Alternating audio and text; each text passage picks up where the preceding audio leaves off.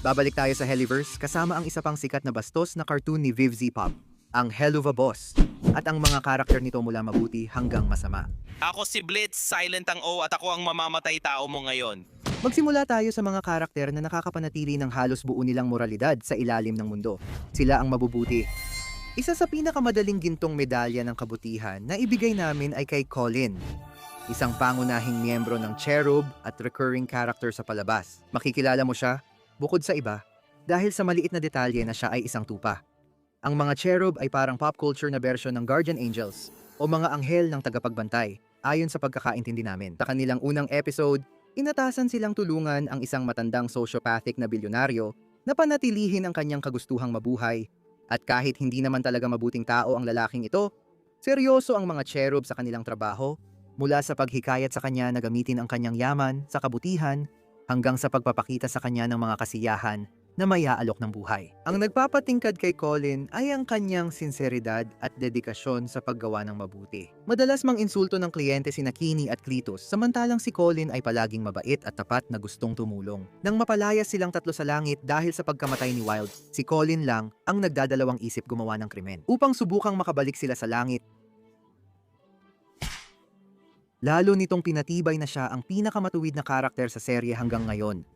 Ang pumapangalawa sa kabutihan ay si Octavia, anak ni Stolas, at ang tunay na tagapagmana ng kanyang trono. Si Via ay parang normal na teenager, maliban sa pagiging royal na demonyong kuwago.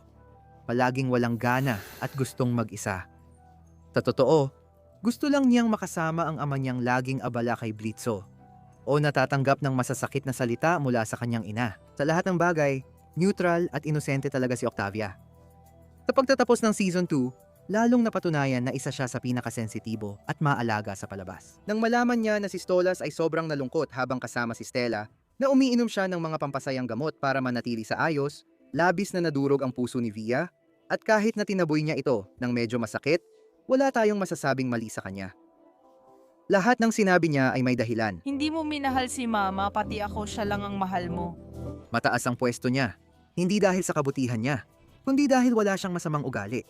Galing pa siya sa wasak na pamilya, kaya nakakagulat na hindi siya naging mas malupit. Ngayon pag-usapan naman natin ang iba pang mga Cherub, sina Kini at Cletus.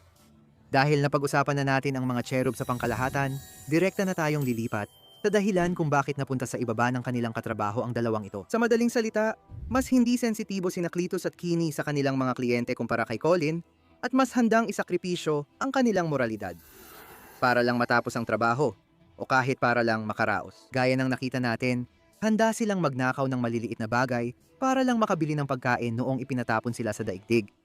Minsan ay masyado rin silang agresibo at tila sobra ang saya nila kapag nakikipaglaban sa mga impi. Handa pa nilang ibuli si Colin para hindi siya lumampas sa limitasyon. Pero tandaan mo rin ang sitwasyon nila. Natakot sila ng aksidenteng mapatay si Lyle sa laban kontra Imp. At kahit kaduda-duda ang pakikipag-team up sa demon hunting dorks, maiintindihan ito. Mga anghel kasi sila. Natural lang na pigilan nila ang mga mapanganib na demonyo. Hindi matutumbasan ang kwento nila, lalo na kumpara kay Adam ng Hazbin Hotel. Sinusubukan lang din nilang makauwi, kaya di sila dapat ilagay sa pinakamababa. Nais ko sanang itanong kung bakit hindi sila humingi ng tawad kay Jesus. Pero naalala kong nahulog silang anghel, hindi tao. Kaya hindi ko alam kung pwede iyon sa kanila. Good luck na lang mga Cherub. Mukhang kailangan ninyo iyon ngayon. Pag-usapan natin si Vortex, ang Hellhound ni Verosica, na si Tex ay isa sa pinakamabait na lalaking maaari mong makasalubong sa kailaliman ng impyerno. Seryoso siya sa trabaho pero magalang at mabait siya sa mga tao. Hindi kasing nakakatakot ng itsura niya. Pinakamalinaw natin itong nakikita sa pagkakaibigan nila ni Luna na tinutulungan niyang makakonekta sa ibang mga Hellhound sa pamamagitan ng pag-imbita sa kanya sa mga party kasama ang kanyang kasintahan. Walang masyadong masasabi kay Tex, isa lang siyang matinong tao at sa Helluva Boss, sapat na iyon para mataas ang moralidad mo. Panghuli sa mabuting kategorya, si Fizzaroli, isa sa paborito nating karakter. Kung pagbabasehan lang ang nakakatakot niyang Lululand robot na doppelganger, baka isipin nating mababa si Fizzy. Pero mabuti na lang at mabait talaga siya. Sa pamantayan ng impyerno, at least bilang kababata ni Blitz, pinalaki si Fizz bilang isang clown sa sirko na madalas angat sa palabas.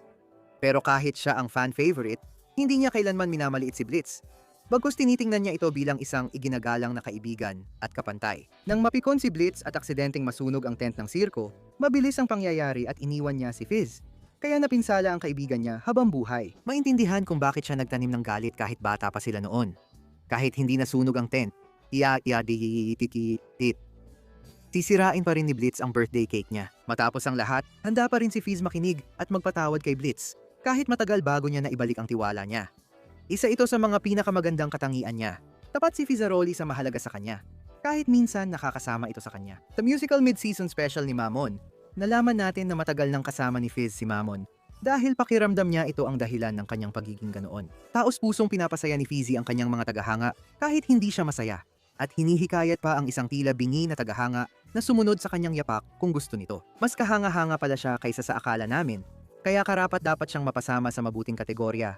Kahit matindi ang Mamon distract at mas titindi pa ang mga susunod. Dito na papasok ang mas komplikadong moral na usapin, lalo na sa gray area. Ang una sa kategoryang ito ay si Zim. Si Billy. Si Moxie. Si Moxie ay mukhang mabait at kaaya-aya, kaya halos malimutan mong isa siyang contract killer.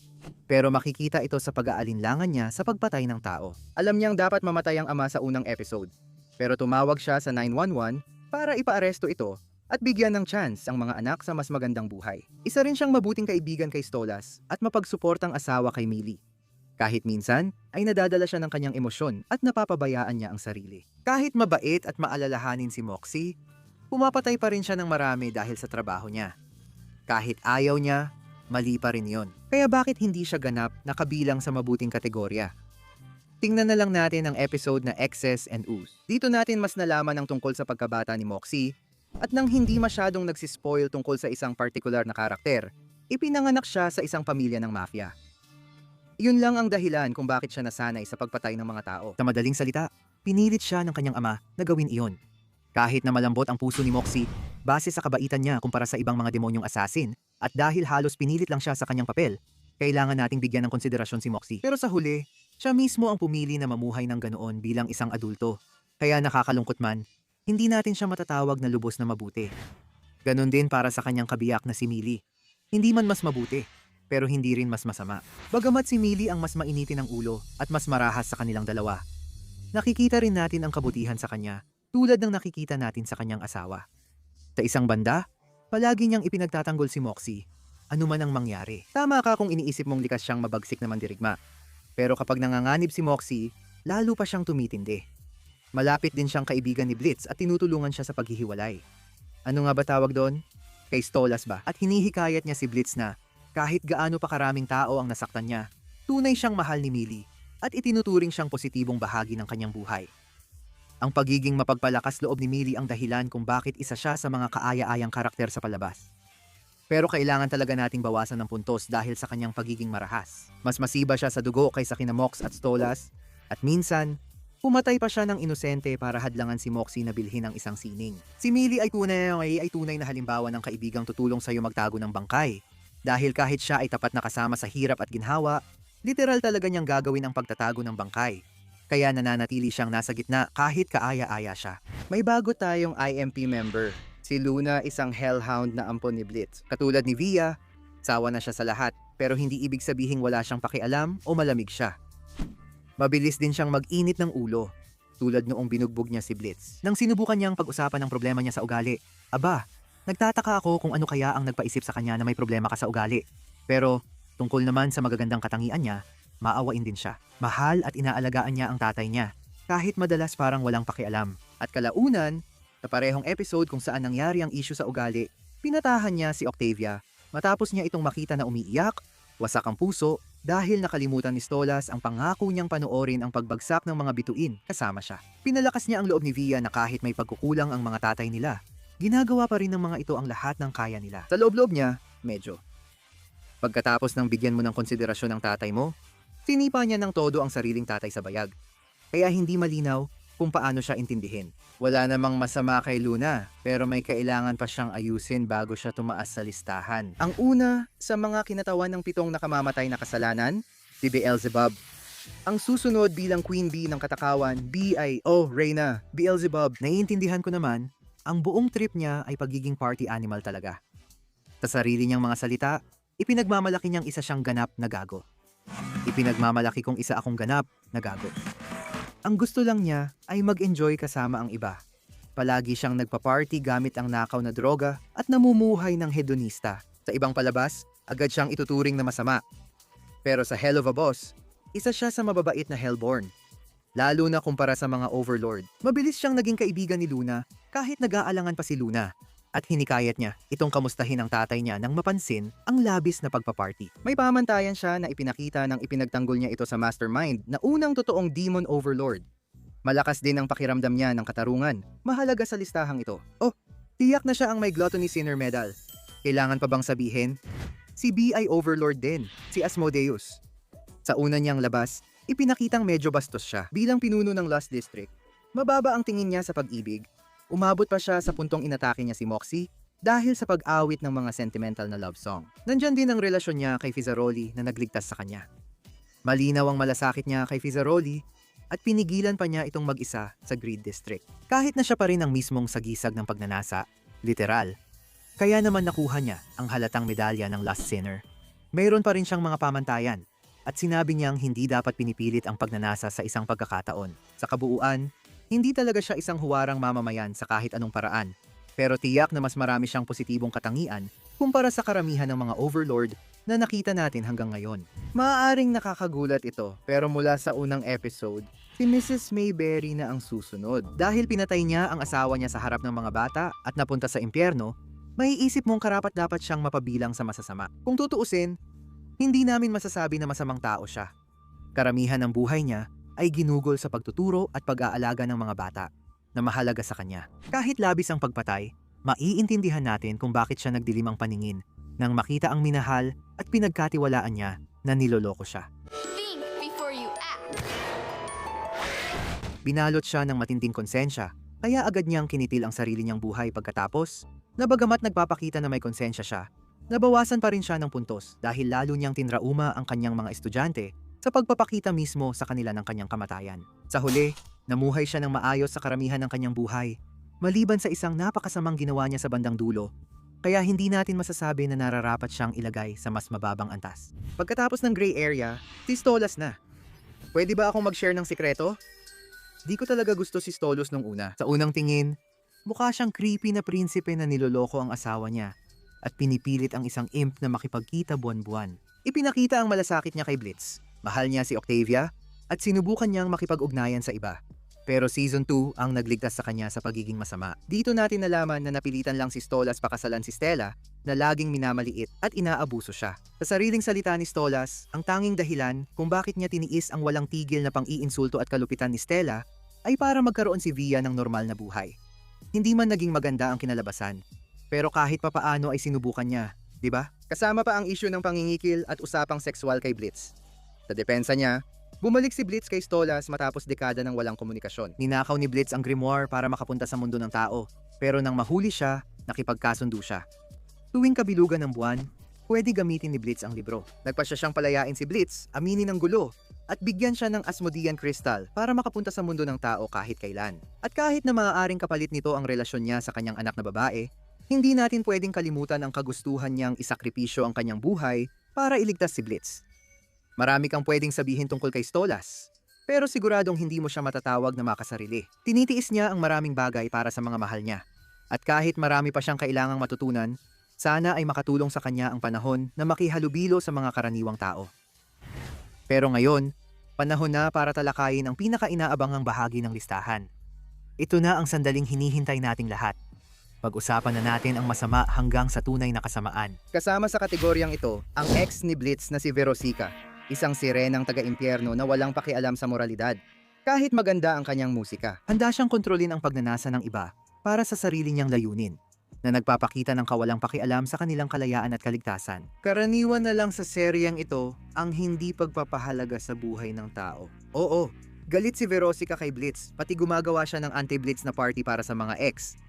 Pero kung si Blitz ang nakipaghiwalay dahil sinabi niyang mahal niya ito, maiintindihan ko kung bakit siya galit. Kahit nananakit siya, gusto rin niyang tulungan ng iba na makalimot sa ginawa ni Blitz. Nang humingi ng tawad si Blitz, hinikayat siya ni Verosica na maging mas mabuti. Bagamat masama na siya sa simula, hindi siya ganoon kasama sa palabas na ito. Sunod naman, teka, mali yata ito. Ang mga Dorks agents, ang mga Demon Hunters. Oo, nahuli nila sina Blitz at Moxie, pero mga demonyong bayarang mamamatay tao naman sila. Hindi ba dapat nasa mabuting kategorya sila? Siguro nakaligtaan lang. Siguro nga ganoon na. kung hindi lang ipinakita bigla ang isang eksena sa Season 2. Nagsanay sila ng batang sundalo para ipadala sa digmaan. Digmaan sa impyerno. Yung mga Amerikanong bayani, nagpadala ng mga bata sa impyerno. Hindi ito pagmamalabis, totoo ang nangyari. Nagpadala sila ng mga bata sa digmaan sa impyerno. Anong gobyerno ang pumapayag nito ngayon? Nandito na tayo sa bida ng palabas, si Blitz, tagapagtatag ng IMP. Si Blitz ay kasing uhaw sa dugo tulad ng pagiging mababaw at insecure. At maniwala ka, talagang maliit ang tingin niya sa sarili at insecure siya. Palaging nasasaktan ni Blitz ang mga tao sa paligid niya dahil sa kanyang pagiging makasarili. Mula sa pagtaya na kaya niyang pumatay ng mas maraming tao, kaysa sa kayang makatalik ng mga sirena sa isang araw, hanggang sa pagdurog ng puso ni Stolas, at pagkatapos ay humihingi ng tawad sa iba pang mga taong nasaktan niya. Pero ginagawa niya ito dahil sa inis. Ang pagiging makasarili niya ay konektado sa kawalan ng pakialam sa buhay ng tao. Kaya parang sobrang palakaibigan si Verosica. Sa Seeing Stars, pumatay siya ng maraming inosente dahil lang nag-aalala siya kay Luna. Kahit wala namang kinalaman ang mga iyon kay Luna. Aktibo niyang sinasaktan ng maraming tao para ilabas ang inis niya. Sa serye, sinusubukan ni Blitz magbago pero iba-iba ang nagiging resulta.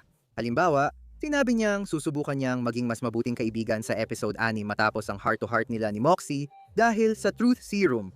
Pero sumali pa rin siya agad sa anniversary celebration ni Mox at Millie sa sumunod na episode. Gayunpaman, nanatili siyang tapat na kaibigan at mas naging mabait kay Moxie sa mga sumunod na episode. Nagawa niyang makipag-ayos kina Stolas at Fizzaroli na nasaktan niya dahil sa galit o kawalang muwang. Sa dami ng pinatay niya, hindi natin masasabi kung mabuti o masama si Blitz. Pero sinusubukan niyang baguhin ang pagiging makasarili at galit sa sarili.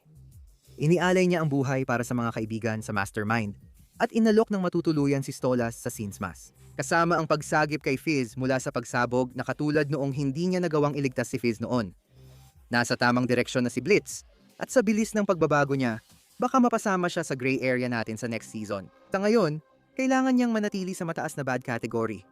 Sunod si Eric Burns, kilala bilang nakakatakot na tagahanga ni Fizzaroli mula sa Mammon episode. Itong mukhang gusgusing lalaki na parang galing sa bargain bin ay textbook na manyak, pilit na inilalapit ang sarili kay Fizz na halatang hindi komportable at sinusubukang pilitin siya sa isang duelo na malinaw namang sariling pantasya lang niya. Isa na siyang sobrang weirdo, hindi pa kasama na parang borderline na nangaakit ng bata. Pero mas lalo pa siyang naging masama nang magdesisyon siyang magpalit mula pagiging tagahanga ni Fizz hanggang sa maging hater niya.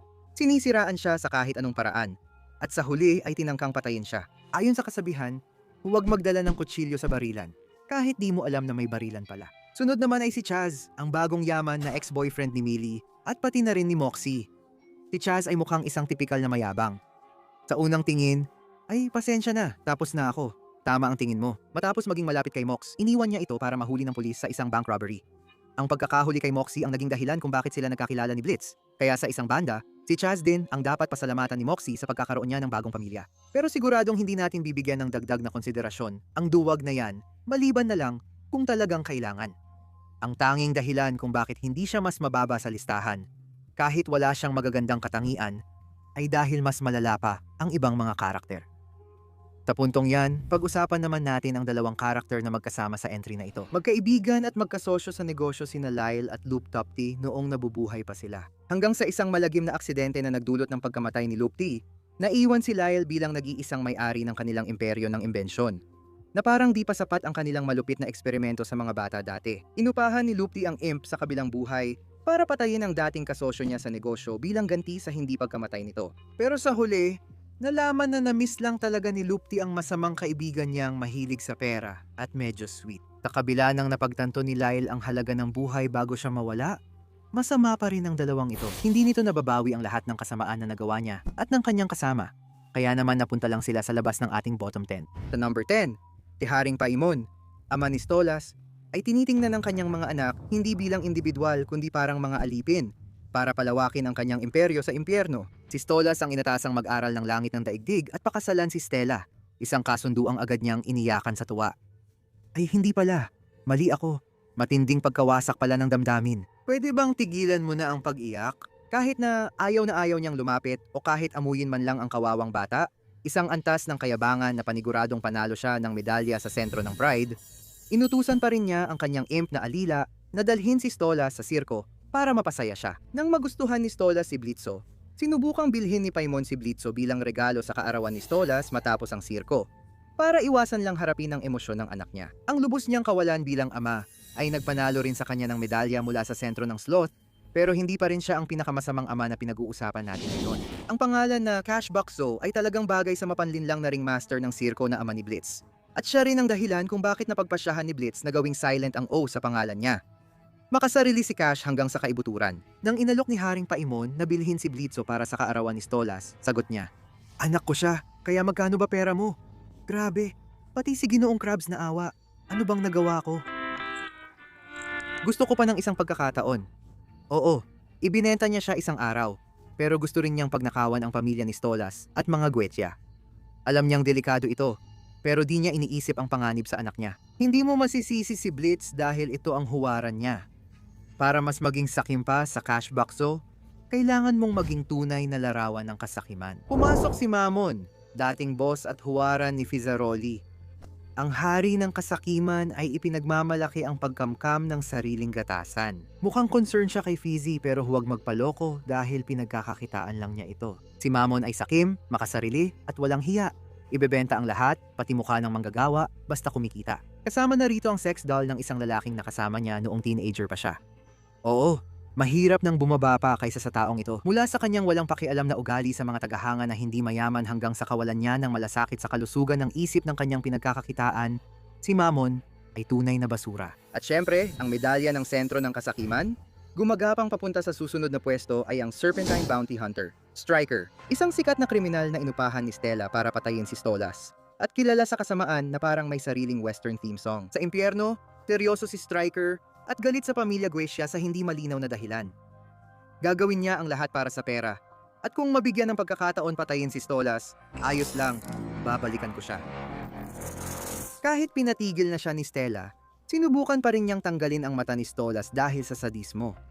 Masama na ito. Mababa siya sa listahan dahil handa siyang habulin kahit sino.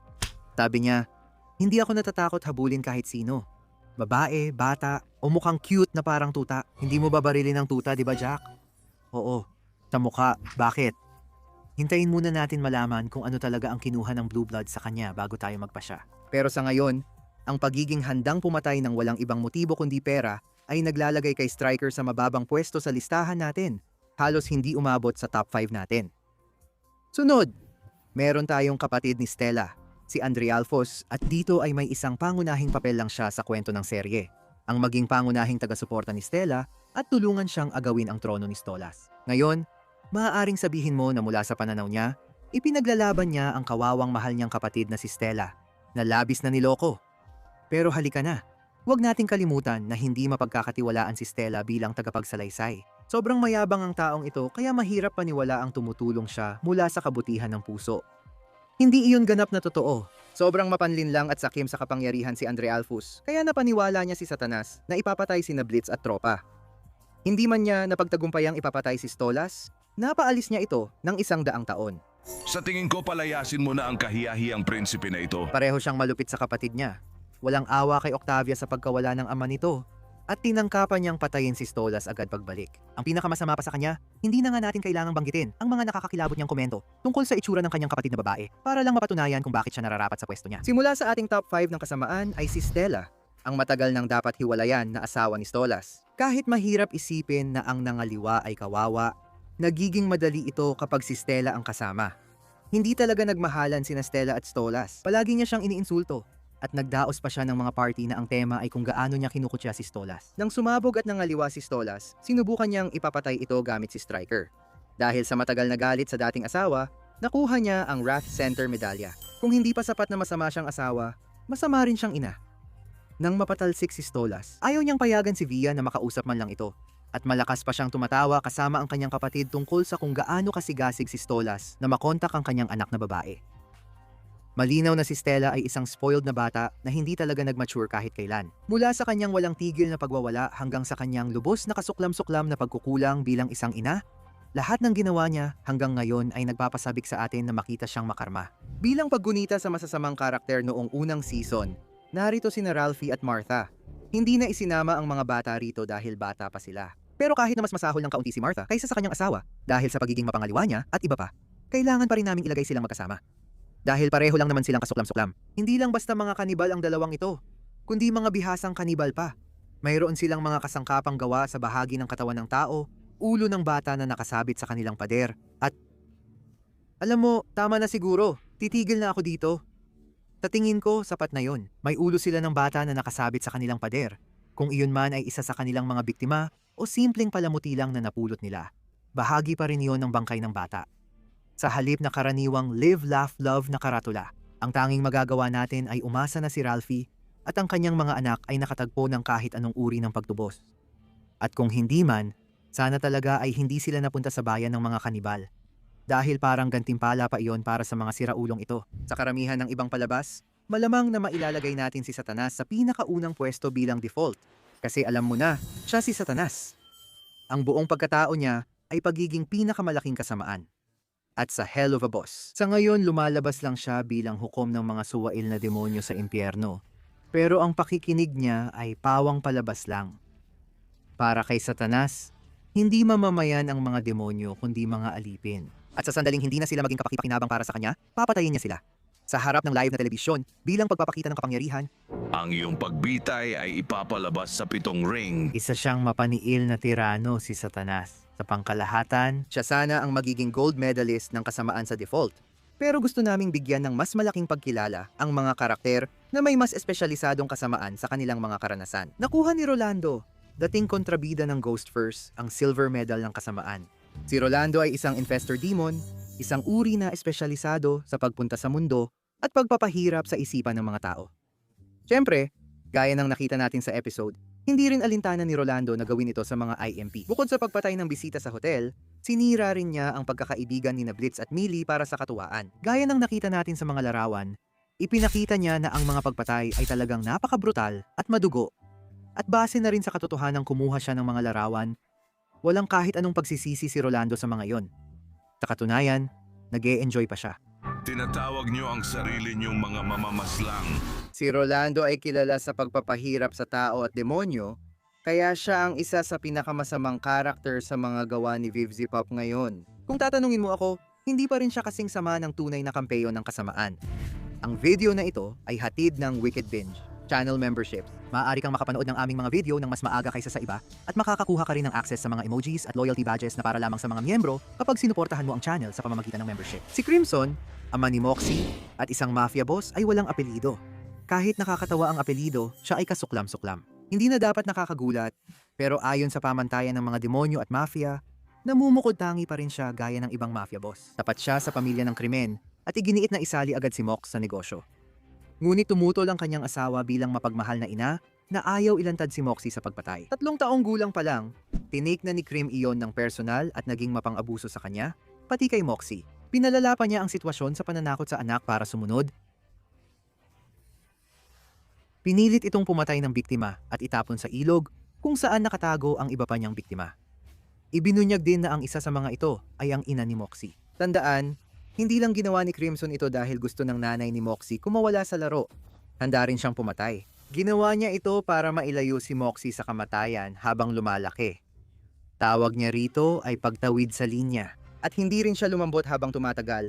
Sinusubukan pa niyang pilitin si Moxie na pakasalan si Chaz para sa pera nito para magpatuloy ang kasaganaan ng pamilya. Sa Kim walang awa at mapang-abusong traidor sa buong pamilya niya, si Crimson ay tunay na larawan ng kasamaan. Hindi man siya ang pinaka-nakakatakot, nagawa ni Crimson na hindi man siya ang pinaka-nakakatakot na karakter sa palabas. Pero si Crimson ang tumatak sa amin bilang pinakakasuklam-suklam. Kahit nasabi na namin dati, at kahit nasabi na namin ang parehong bagay noon, talagang curious kami kung may iba pang makakaagaw ng gintong medalya sa kanya.